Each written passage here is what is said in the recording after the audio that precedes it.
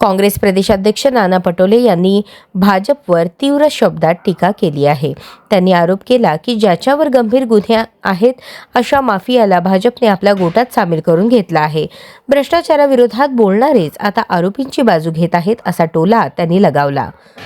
पटोले यांनी पुढे म्हटलं, भाजपला सत्तेचा मोह एवढा वाढलाय की त्यांनी नैतिकतेचा विसरच पडला आहे।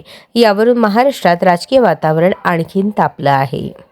असं आहे, नाशिकमधले एक माफिया ज्याच्यावर भाजपच विधानसभेत आरोप करत होती त्याला त्यांनी मागच्या काळात घेतलं। यांच्या पक्षात जे आले तर त्याला वॉशिंग मशीनमधून आम्ही धुतो अशा पद्धतीचं जाहीरपणे भाजपचेच नेते आता सांगताना आपण पाहतो आहे।